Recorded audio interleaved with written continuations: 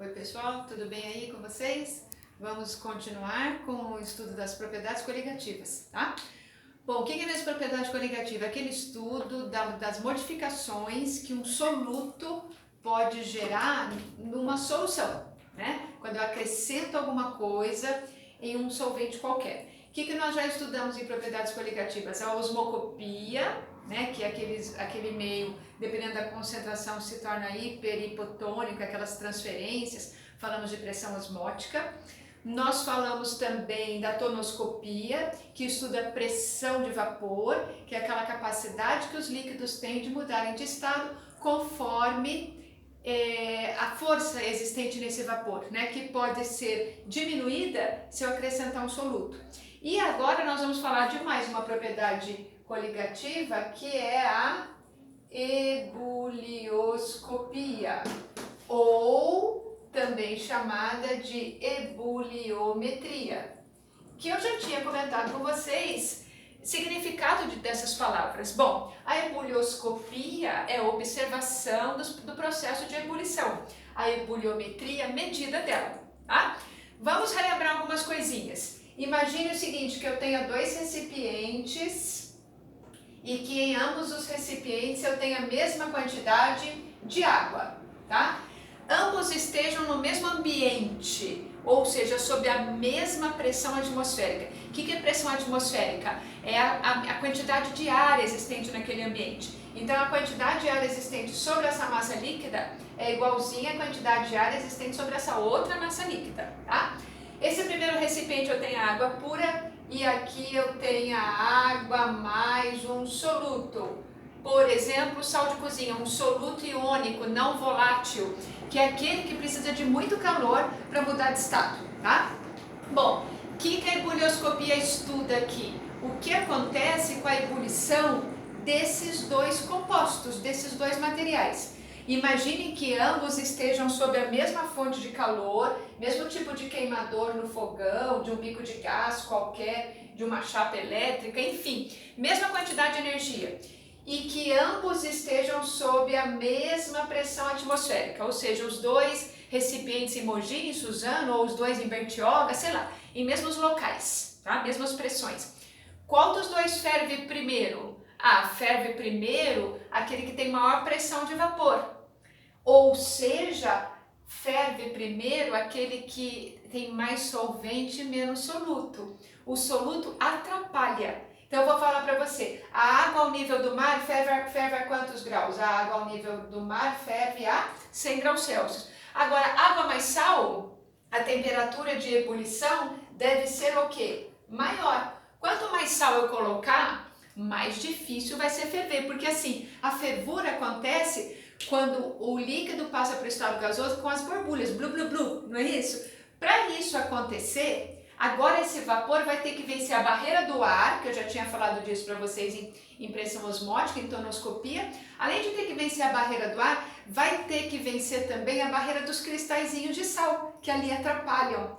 Então a ebulioscopia está estudando isso. O que acontece quando um soluto é acrescentado numa certa quantidade de solvente? O que acontece com a ebulição? Já estudamos o que acontece com a pressão osmótica, já estudamos o que acontece com a pressão de vapor. Agora nós vamos estudar o que acontece com a ebulição. Então a temperatura de ebulição ela é afetada, ela é modificada pela diferença de pressão atmosférica. Por exemplo, aqui em Mogi, eu estou em Mogi nesse momento, aqui em Mogi a água ferve numa temperatura diferente de Bertioga. Por quê? Porque lá tem mais ar, então lá é mais difícil para ferver.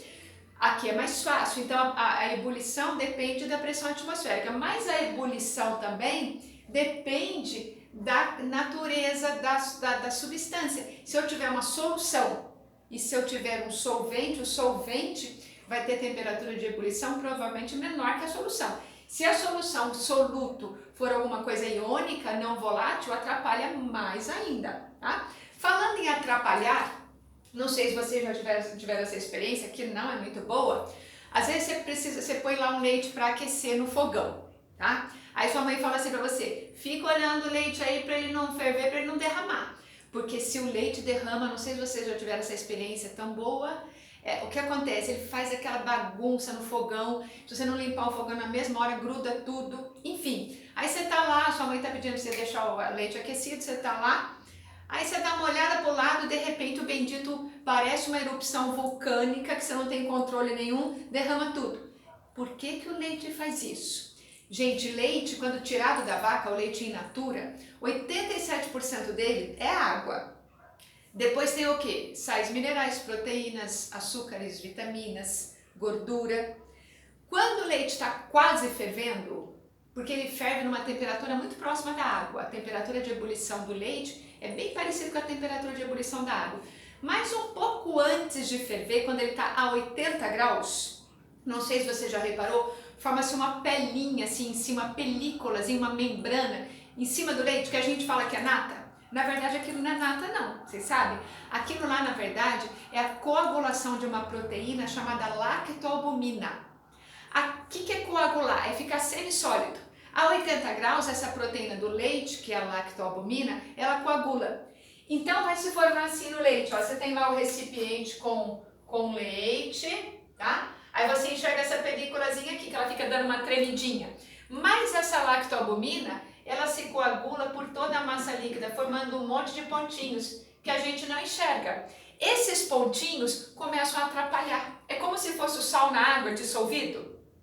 Esses pontinhos, eles dificultam a saída do vapor. E eu disse a vocês que no leite, 87% dele é água, não é? Uma parte, quando entra em ebulição, vai querer sair. Aí já tem a pressão do ar sobre aquela massa do leite, a massa líquida do leite.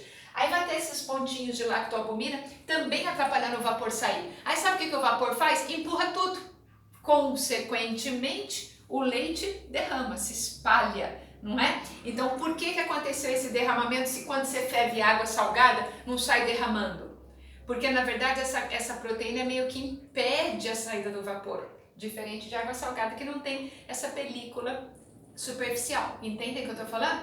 Então, a temperatura de ebulição é modificada pela presença de partículas. No caso, a lactoalbumina é uma partícula que como se fizesse um impedimento da saída do vapor. Entende o que eu estou falando?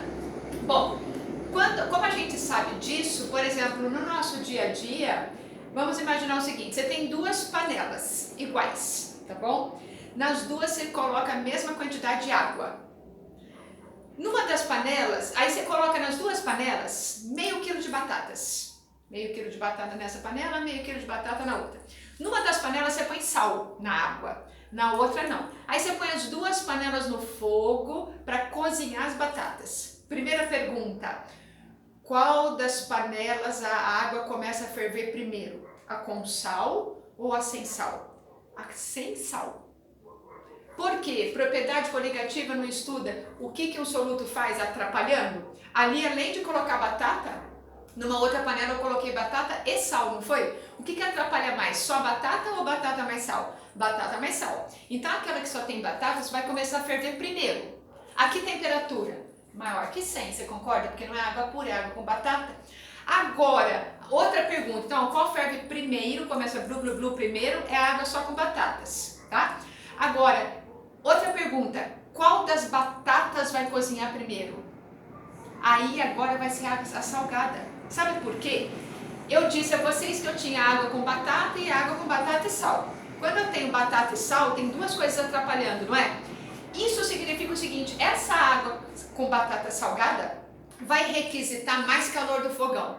E só vai começar a ferver depois da outra panela, que só tem batatas. Só que quando ela começar a ferver, aquela água estará muito mais quente, porque ela requisita mais calor.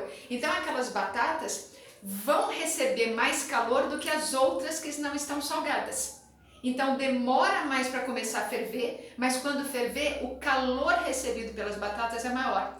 Então a ebulioscopia estuda isso. Essa observação que a gente faz na ebulição quando são acrescentadas substâncias a um solvente. Agora, é legal já cozinhar as batatas com sal? Não, porque gasta um pouco mais de gás para começar a ferver. Quando começar a ferver, aí você coloca sal, vai baixar um pouquinho a fervura, mas as batatas vão receber o salzinho também até o final do cozimento, tá? Mas com certeza vai ficar mais quentinha aquela batata salgada do que a outra. Entende o que eu falo? Mesma coisa, se eu tiver põe tampa, não põe tampa, a tampa ajuda a segurar um pouco o calor, não é? Então o sal, ele vai requisitar mais energia, então demora mais, mas as batatas vão cozinhar mais rápido, entende? Outra coisa falando em cozinha, panela de pressão.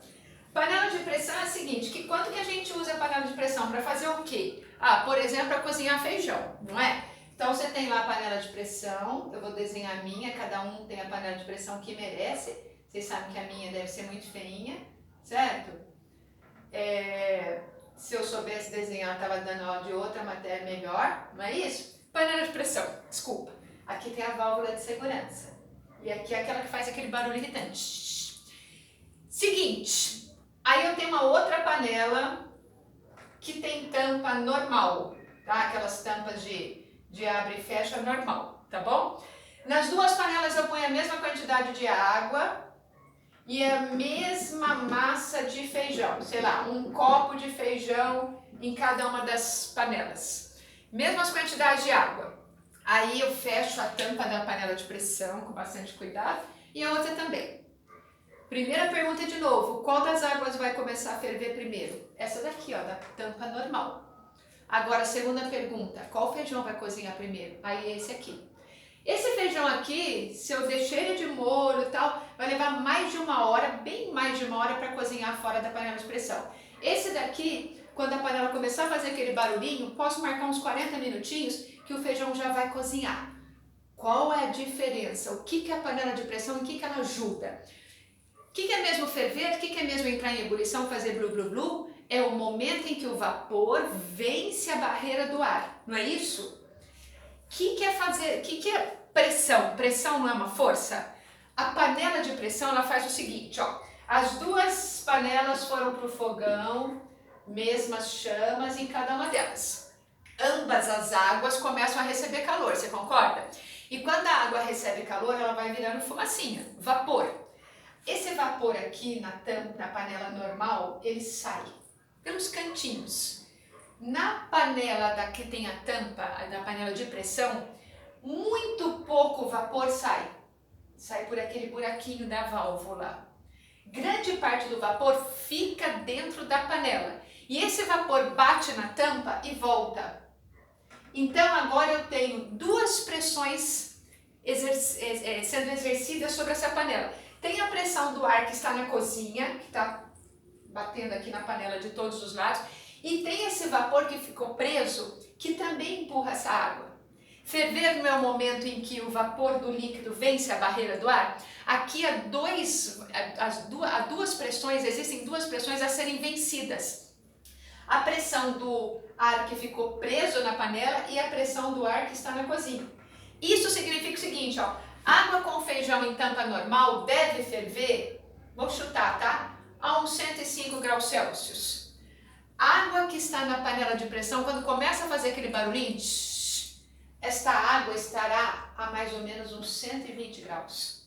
Isso significa que 40 minutos depois o feijão recebeu muito mais calor do que aquele lá. Você concorda? Então esse aqui vai gastar mais gás, vai demorar mais para cozinhar. Esse daqui eu modifiquei a temperatura de ebulição.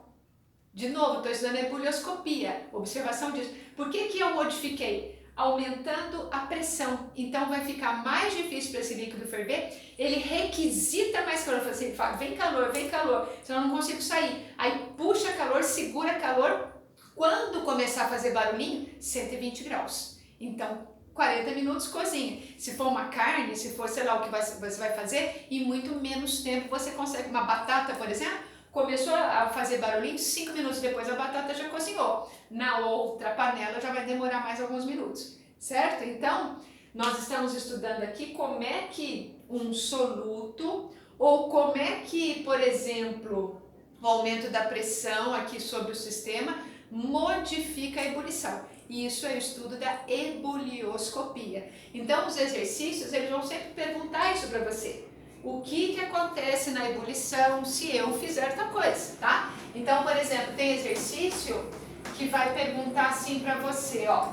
Tenho, por exemplo, 3 amostras de 3 soluções. Aí eu falo assim, ó, tem uma amostra de água mais álcool, solução alcoólica, tem uma amostra de água mais sal de cozinha, NaCl, e tem uma amostra de água mais açúcar. Não, açúcar não, vou colocar um outro sal aqui, Na2S.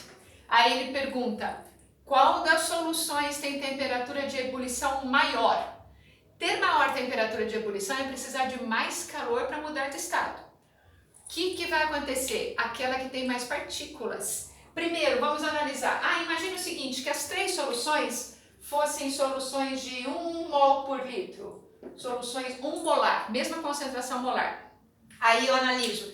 Já que as concentrações são iguais, eu analiso a natureza da substância. Qual delas atrapalha menos? Inorgânicas, iônicas ou orgânica, como é o caso do álcool do etanol? Etanol é C2H6O, o álcool etílico, por exemplo. Tem metais aqui, carbono, hidrogênio, oxigênio? Não. Agora aqui tem metal no sódio, aqui o sódio aparece de novo. Então essas duas atrapalham mais. Isso significa que a água mais álcool vai ferver em temperatura menor que elas. Entre as outras duas, qual vai precisar de mais calor? Já que as concentrações são iguais, eu vou fazer aquela equação de dissociação para saber o que acontece com o sal de cozinha na água, o que acontece com o sulfeto de sódio na água. Sal de cozinha na água vai gerar o íon sódio e o íon cloro, um cátion e um ânion.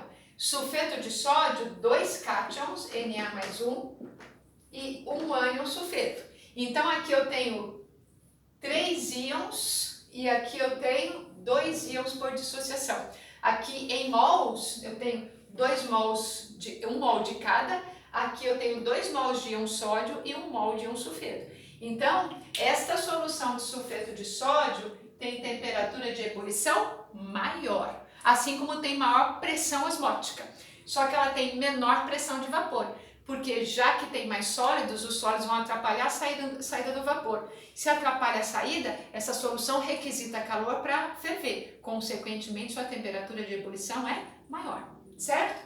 Então isso é ebulioscopia, essas são as relações que nós vamos analisar nas diversas soluções. Depois nós vamos para a lista de exercícios sobre esse assunto, tá bom, gente? Muito obrigada, até a próxima, beijo!